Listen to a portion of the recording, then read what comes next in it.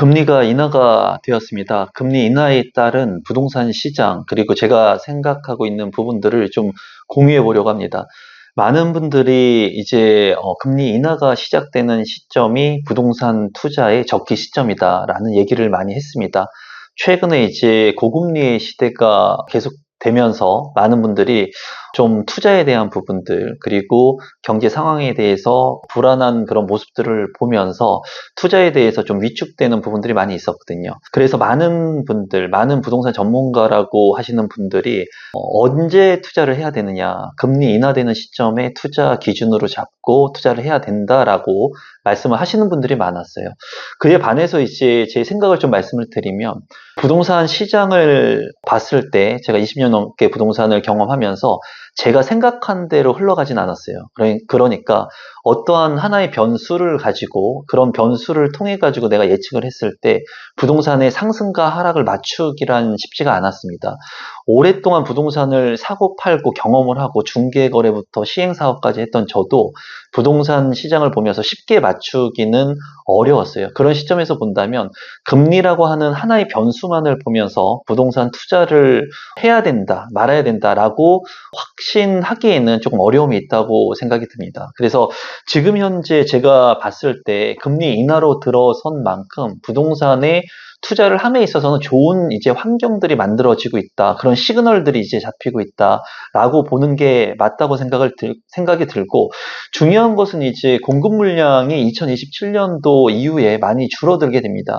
서울의 아파트 가격이 지금 오르고 있고 전 고점을 이제 입지가 좋은 곳들은 돌파를 한 곳들이 많이 있습니다. 그런 곳들을 봤을 때 서울이라고 하는 지역은 핵심적인 입지의 가치가 있기 때문에 계속해서 어느 정도 상승의 여력을 계속 탈 것으로 보여지고, 그리고 수요자들 입장에서도 서울의 아파트들을 너무나 선호하죠. 그렇기 때문에 우리나라의 사람들뿐만 아니라 외국인들까지도 강남권에 있는 아파트들을 매입을 한다는 거예요. 외지인들도 그렇지만 외국인들까지도. 그만큼 입지가 좋은 곳들의 가치는 계속해서 오를 여지가 있지만 그 외의 지역들 같은 경우에는 부동산이 급등을 하게 됐을 때는 가격에 변동을 받게 된다. 그래서 조정을 받는다고 보실 수가 있습니다. 최근에는 이렇게 많이 오른 부동산의 가격들을 보면서 일부 조정이 또 올 수도 있다고 개인적으로는 생각을 하고 있어요. 지금 이제 경제 상황이라든가 그리고 부동산의 정책, 굉장히 중요한 시점이라고 보여지는데요. 부동산의 완화 정책까지 이루어진다면 부동산의 가격이 큰 폭으로 오를 수 있는 여지가 있다고 생각을 합니다. 하지만 지금 현 상황에서 부동산의 거래량은 7월까지는 많이 올랐어요. 제가 현장을 돌아보니까 최근에 현장을 많이 다니고 있는데 7월까지는 부동산의 거래량도 늘고, 그리고 많은 사람들이 관심을 갖고 대출에 대한 규제에 대해서 자유로울 수 있었기 때문에 거래가 많이 있었지만은 8월과 9월이 되면서 부동산의 거래량이 줄었습니다. 그리고 중요한 것은 제가 거래량이 줄었는데도 불구하고 최근에 현장을 돌아본 곳들 같은 경우에는 거래량은 줄었는데 이 거래 가격이 높게 거래가 되는 곳들이 덜어 있었습니다. 그러니까 아무래도 거래량은 줄었지만은 거래가 되는 가격들이 높다 보니까 앞으로 더 가격이 또 오를 수 있다는 그런 심리적인 그런 생각들을 하시는 분들이 많은 것 같아요. 그리고 지금 현재 이제 금리 인하의 변수도 없어진 거죠. 왜냐하면 금리 인하가 실행이 되었기 때문에 추후에도 금리 인상보다는 금리 인하에 따른 그런 부분들이 더 클 거라고 생각을 하기 때문에 리스크가 또 하나가 해치가 된 거라고 생각을 합니다. 그리고 공급 물량 같은 경우에는 앞서서도 제가 계속 말씀드렸다시피 2027년 이후에 서울 물량이라든가 경기도, 인천, 수도권의 물량들은 큰 폭으로 많이 줄어들고 없는 그런 지역들이 많이 있거든요. 그렇기 때문에 2027년 이후에 부동산 가격이 상승할 거라고 생각을 하시는 분들이 많은데, 물론 상승의 무게중심이 더 많을 수 있습니다. 하지만은 제가 앞서서도 말씀드린 것처럼 이렇게 공급 물량이 줄어드는 2027년부터 급등을 한다거나 올라가기보다는 좀 템포를 두고 가격의 상승이나 하락이 이루어질 가능성이 크다고 개인적으로는 생각을 해요. 이런 지표에 따라 가지고 딱딱 맞게끔 부동산의 가격들이 상승과 하락을 반복하진 않거든요. 그렇기 때문에 부동산 시장을 예측하기가 어렵고 이 예측에 따라서 투자 성과를 내기가 쉽지 않은 겁니다.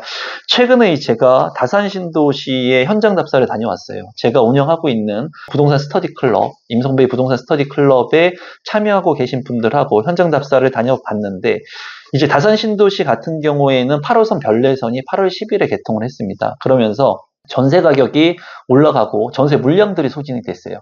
교통이 개선이 되다 보니까 8호선, 별내선 8호선이 개통이 되면서 다산역에서 잠실까지 직결 노선으로 한 번에 이제 30분대 이내에 들어오다 보니까 강남권으로 출퇴근하시는 분들이 교통의 편의성을 보고 전세 물량들이 이제 소진이 됐고 이제 가격들이 조금 오르면서 거래가 되고 있습니다.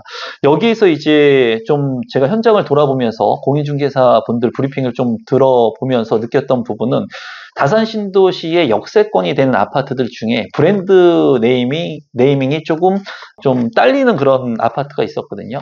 그런 아파트들 같은 경우에 여기 생기기 전까지는 브랜드 네이밍에 조금 선호하지 않는 브랜드이다 보니까 가격이 많이 낮게 거래가 형성이 됐다고 해요.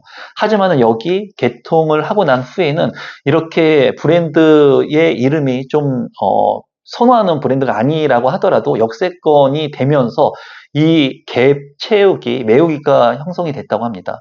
이 얘기는 뭐냐면은 역세권이 될 곳에 비선호 브랜드의 아파트 같은 경우에는 지금 현재는 가격이 높지 않을 수 있지만 여기 생기게 됐을 때는 이제 떨어졌던 가격만큼 다시 동일한 이 위치의 아파트들과 가격 형성을 하면서 저평가되어 있는 아파트의 가격이 오를 수 있는 여지를 보여줬다고 생각을 해요. 그래서 현장에 있는 공인중개사 분들 같은 경우에도 그렇게 많이 저평가됐던 아파트의 가격이 올랐고 최근에는 전 고점들을 이제 돌파를 하면서 가격들이 오르는데 거래량은 줄었지만은 거래 가격 자체가 조금 오르는 그런 것들을 보면서 앞으로도 가격이 조금 상승하지 않을까 하는 그런 현장 답사의 얘기들을 전달받을 수 있었습니다.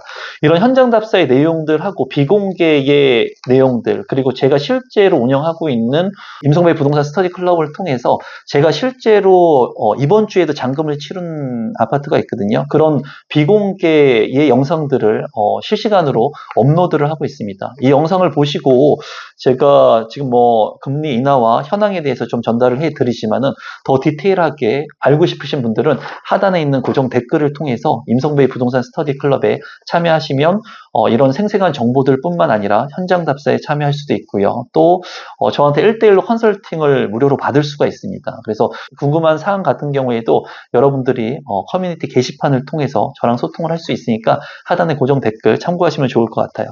그리고 최근에 이제 청약 시장을 좀 살펴보게 된다면 CTOCL 6단지 그리고 부천 아테라 자이 같은 경우에 청약 경쟁률이 그렇게 높게 나오지 않았습니다. 이제 개발이 이루어지고 그리고 많은 사람들이 관심을 갖는 아파트 청약 같은 경우에도 너무나 고분양가 물량들이 많고요. 지금 현재의 상황들을 살펴보면서 청약 같은 경우에 장점이 뭐냐면 2027년 이후에 공급 물량이 부족하기 때문에 지금 2024년도, 5년도, 6년도에 이제 청약을 통해서 내 집 마련을 하게 된다면 3년 이후에 입주하는 시점이 된다는 거예요. 그러면 입주하는 시점에 맞춰가지고 내가 아파트를 당첨받았을 때 그 입주 시점이 공급 물량이 부족한 시점과 맞아 떨어지기 때문에 내가 지금 현재 계약금 10% 내지는 CTOCL 같은 경우에는 5%를 납입하게 되면은 중간에 전매를 할 수도 있고요. 2027년도 이후에 가격 상승이 오게 된다면 그때 입주를 하거나 또는 전세를 통해 가지고 내가 포트폴리오를 많이 활용할 수가 있습니다. 그래서 지금 현재 아파트 청약 시장 같은 경우에도 여러분들이 입지가 좋은 물량들 같은 경우에는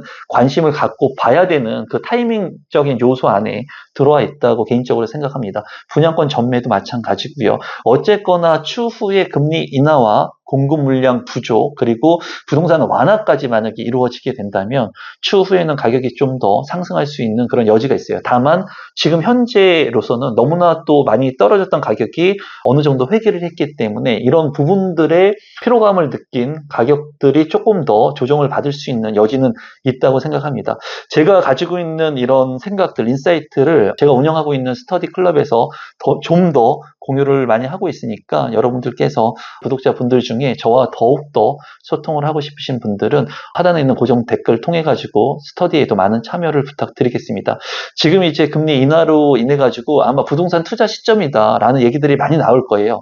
하지만은 단순히 제가 말씀드린 것처럼 금리 인하만으로 부동산의 타이밍적인 요소를 잡기라는 어려우니까 여러분들께서 앞으로 있는 경제 상황, 정책 이런 것들 여러 가지 변수들을 고려해 가지고 부동산 공부를 하면서 앞으로의 부동산에 조금 더 현명하게 투자할 수 있고 재테크할 수 있는 그런 시점들을 잡으셨으면 좋겠습니다. 오늘 영상은 이것으로 마무리 짓도록 하겠습니다. 항상 임성배 TV 시청해 주시고 구독해 주셔서 감사드리고 진정성 있는 영상들을 통해서 여러분들한테 더욱더 좋은 내용들을 전달해 드리려고 하고 지금 현재 현장을 제가 많이 다니고 있거든요. 그런 현장에 대한 내용들도 여러분들한테 전달해 드릴 수 있도록 노력하겠습니다. 오늘 영상은 이것으로 마무리 짓도록 하겠습니다. 감사합니다.